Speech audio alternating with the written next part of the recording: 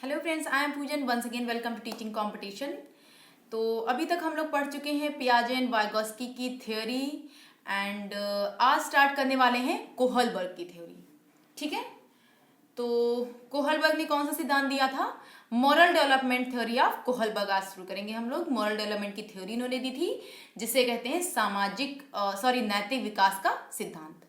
ठीक है, तो थ्योरी स्टार्ट करने से पहले हम थोड़ा सा देख लेते हैं कोहलबर्ग के बारे में कि ये कहाँ से थे, कौन थे, इनकी डिग्री क्या थी, इन्होंने किस चीज़ की पढ़ाई करी। ठीक है, तो चलिए देखते हैं। Lawrence Kohlberg was an American psychologist burn in New York. देखिए, ये न्यूयॉर्क में इनका जन्म हुआ था और ये एक क्या कहे जाएंगे? अमेरिकी मनोवैज्ञानिक कहे जाएंगे। ठीक है, वहां पे इनका जन्म हुआ था अमेरिका में।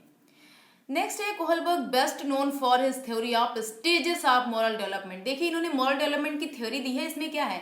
इसमें इन्होंने कुछ लेवल दिए हैं, कुछ स्टेजेस दी हैं। ठीक है, जैसे कि पियाजे ने दी है अपनी थ्योरी में, तो उसी टाइप से इन्होंने भी स्टेजेस या लेवल दिया है अपनी थ्योरी में। ठीक, तो उसके लिए ये जाने जाते हैं, मतलब मशहूर हुए। He received his PhD in psychology from the university of Chicago. देखिए, इन्होंने शिकागो की यूनिवर्सिटी से PhD की डिग्री हासिल की है। ठीक, इन्होंने PhD किया हुआ है साइकोलॉजी से, शिकागो विश्वविद्यालय से। ठीक, नेक्स्ट है Kohlberg was 20th century psychologist. ये 20वीं शताब्दी के मनोवैज्ञानिक थे। किस शताब्दी के थे? 20वीं शताब्दी के मनोवैज्ञानिक थे। His theory of moral development included, देखिए मैंने बताया ना कि 3 लेवल इन्होंने दिए हैं। Included 3 levels and 6 stages. 3 इन्होंने लेवल दिए हैं एंड तीनों लेवल में 2-2 स्टेजेस हैं, तो इट मीन 6 स्टेजेस हैं इनके नैतिक विकास के सिद्धांत में। 3 स्तर और 6 चरण शामिल हैं। ठीक है, देखिए ये हैं हमारे कोहलबर्ग। ये कोहलबर्ग जी हैं। इनका जन्म है 1927 टू 1987। ठीक है, तो इनके बारे में अब हम लोगों ने पढ़ लिया है। अब देखते हैं इनकी थ्योरी के बारे में, थोड़ा सा जान लेते हैं कि क्या कहा इन्होंने। देखिए, सबसे पहले हम पढ़ेंगे मॉरल डिलीमा के बारे में। इन्होंने अपनी थ्योरी में मॉरल डिलीमा के बारे में, नैतिक दुविधा जिसे बोलते हैं, जब इंसान को समझ नहीं आता है कि मेरा जो डिसीजन है वो रॉन्ग है या राइट है, हमें किधर जाना चाहिए। ठीक है, इधर भी जाना चाह रहा, उधर भी जाना चाहिए। देखिए, इसमें इधर भी जाना चाह रहा, एक सेकेंड, देखिए इस वाले पिक्चर में देखिए, इधर जाना चाह रहा, उधर, वो समझ नहीं पा रहा कि क्या सही है क्या गलत है, इधर मैं जाऊं तो सही कर रहा हूँ या उधर जाऊं तो सही कर रहा हूँ, कुछ समझ नहीं पा रहा है, मतलब बहुत दुविधा में पड़ा होता है इंसान। ठीक है, तो वही है मॉरल डिलीमा। अब हम मॉरल डिलीमा अच्छे से जानेंगे हिंज डिलीमा में। ठीक है, एक स्टोरी है जो कि इन्होंने ही दी है, हिंज डिलीमा। तो इसमें होता क्या है, एक हिंज महोदय थे। ठीक, इनकी वाइफ बहुत बीमार हो जाती है, मतलब कोई क्रिटिकल डिसीज हो जाती है इनको। ठीक, अब वो जाते हैं केमिस्ट के पास जब दवाई लेने, तो काफ़ी महंगी दवाई बताता है कि ये तो बहुत महंगी दवाई है। उतने पैसे इनके पास नहीं होते हैं। जब इनके पास उतने पैसे नहीं होते हैं तो अब ये करें क्या? अब ये बहुत दुविधा में फंस जाते हैं कि हमें क्या करना चाहिए। मतलब वो ऐसे खाली हाथ लौट जाते हैं तो उनकी वाइफ मर जाएगी, क्रिटिकल डिसीज है, वो नहीं बचेंगी। ठीक, और अगर वो चोरी करके ले जाते हैं तो वो गलत बात है। तो इन्होंने किया क्या, कोहलबर्ग ने 70 बॉयज पे, ध्यान से सुनिएगा, 70 बॉयज से यही कुछ क्वेश्चंस पूछे इसी स्टोरी से बेस्ड, कि जो हिंस है उसे क्या करना चाहिए। या तो वो दवाई चोरी करे, ठीक है, या तो वो खाली हाथ लौट जाए। अगर वो दवाई चोरी कर रहा है तो ये तो गलत चीज है, कानूनन एक अपराध माना जाएगा। ठीक है, चोरी करना गंदी बात होती है। ठीक, तो कुछ ऐसे इस टाइप के आंसर दे रहे हैं बच्चे, जिन बच्चों से 70 बच्चों से इन्होंने जो क्वेश्चंस कर रहे हैं।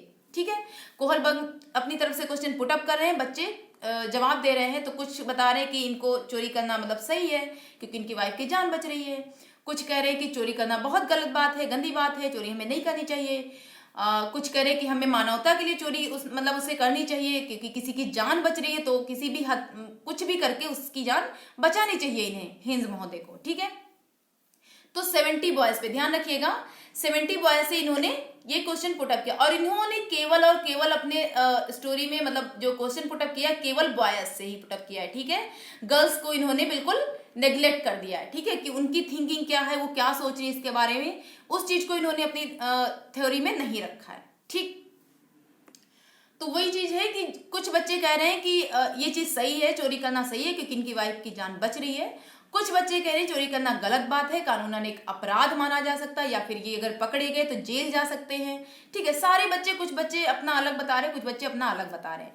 ठीक है, तो ये जो कोहलबर्ग, इन्होंने ये ध्यान नहीं दिया कि बच्चा हाँ या ना बोला, मतलब चोरी करे या ना करे इस चीज के बारे में ध्यान नहीं दे रहे, बट ये इन्होंने इस पे ध्यान दिया है कि उसके पीछे लॉजिक क्या है, कि अगर बच्चा कह रहा है चोरी करना चाहिए तो वो क्यों कह रहा है, अगर बच्चा कह रहा है नहीं करना चाहिए तो उसके पीछे क्या लॉजिक है, क्यों कह रहा है कि नहीं करना चाहिए। ठीक है, तो इन्होंने पूरा ध्यान उस चीज पे दिया है, रीजन पे।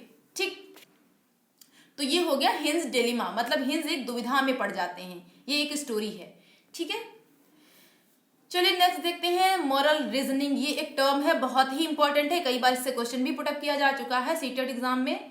ठीक है, तो मोरल रीजनिंग या नैतिक तर्कणा क्या होती है? जब आप किसी दोराहे पे खड़े होते हैं, बीच में खड़े होते हैं, समझ नहीं पाते कि मैं राइट करूंगा या रॉन्ग करूंगा। ठीक है, सपोज दैट किसी एक दिन में, सिंगल डे में आपका एग्जाम लग गया, 2 एग्जाम लग गए, एक आपका केवीएस का एग्जाम है, एक आपका DSSB का है। अब आपने तैयारी अच्छे से की है, सिलेबस पढ़ा है अच्छे से केवीएस का। ठीक है, तो आप देने जाएंगे केवीएस का, ये तो ऑब्वियस सी बात है, आप केवीएस का एग्जाम देने जाएंगे। लेकिन अगर वही एग्जाम अलग अलग डेज पे होता तो आपका नुकसान नहीं होता, इट मीन्स आप DSSB का एग्जाम भी दे सकते थे। ठीक है, तो जब एक ही दिन में 2 एग्जाम्स पढ़ जाते हैं तो आपके साथ भी कभी ऐसा हो सकता है या हुआ होगा कि आप समझ नहीं पाते कौन सा एग्जाम में अटेंड करूं या फिर कौन सा एग्जाम में छोड़ू। ठीक है, आप खुद में उलझे हुए होते हैं कि मैं राइट कर रहा हूं या रॉन्ग कर रहा हूं। आप कुछ भी करेंगे, ठीक है, आप एग्जाम छोड़ेंगे या देंगे या कोई भी एग्जाम एक ही दे पाएंगे, मतलब आपका नुकसान होना ही है। ओके, दोनों ही स्थितियों में आपका नुकसान होना है। ठीक है, तो ये हो गया आपका मोरल रीजनिंग। देखिए, मोरल रीजनिंग पे बेसिक क्वेश्चन भी आया हुआ सीटेट 2012 में, आई थिंक ये आया हुआ था। According to Kohlberg, the thinking process involved in judgment about questions of right and wrong is called, जब हम सही और गलत प्रश्न के बारे में निर्णय लेने में शामिल चिंतन प्रक्रिया को कहा जाता है। क्या कहा जाता है? जब आप थिंक कर रहे, जो थिंकिंग प्रोसेस होता है सही या गलत के बीच में, उसे क्या कहा है कोहलबर्ग ने? देखिए, मोरलिटी रियलिज्म कहाँ है, या फिर मोरल डिलेमा, या फिर मोरल कॉपरेशन, या फिर मोरल रीजनिंग। तो देखिए, अभी मैंने आपको बताया मोरल रीजनिंग के बारे में कि moral reasoning is thinking about right and wrong, मतलब राइट और रॉन्ग के बीच में जब हम थिंक कर रहे होते हैं वही तो होता है मोरल रीजनिंग। इस क्वेश्चन में यही तो पूछ रहा है कि जब हम सही और गलत प्रश्न के बारे में निर्णय लेने में शामिल चिंतन प्रक्रिया को क्या कहा जाता है, जो थिंकिंग प्रोसेस होता है उसे हम क्या कहेंगे? नैतिक यथार्थवाद, या फिर नैतिक दुविधा, या फिर सहयोग की नैतिकता, या फिर नैतिक तर्कणा। ठीक है, तो इसमें आपका हो जाएगा moral reasoning. Okay, 4th option correct हो जाएगा, मोरल रीजनिंग। ठीक है, ये क्वेश्चन आ चुका है सीटेट में, तो आप अच्छे से ये सारे जो टर्म्स हैं काफी इंपॉर्टेंट हैं। ठीक है, अच्छे से पढ़ लीजिएगा। नेक्स्ट आता है लेवल। इन्होंने पियाजे की तरह कुछ लेवल भी बताए हैं। ठीक है, अपनी थ्योरी में 3 लेवल इन्होंने दिए हैं। 3 लेवल में 6 स्टेजेस है। इट मीन्स कि पहले लेवल में 2 स्टेजेस, दूसरे में भी 2 स्टेजेस एंड थर्ड वाले में भी 2 स्टेजेस हैं। ठीक, तो फर्स्ट है प्री कन्वेंशनल, इसे हम पूर्व परंपरागत भी बोलते हैं, एंड सेकेंड इज कन्वेंशनल मतलब परंपरागत, एंड थर्ड है पोस्ट कन्वेंशनल। कन्वेंशनल मतलब उत्तर परंपरागत। ठीक है, तो ये 3 लेवल हो गए इनके, तो इनके बारे में हम नेक्स्ट वीडियो में डिस्कस कर लेंगे। एंड उसी के साथ साथ कुछ क्रिटिसिज्म है जो कि कमियां रह गई हैं इनकी थ्योरी में, उसका भी हम डिस्कशन कर लेंगे नेक्स्ट वीडियो में।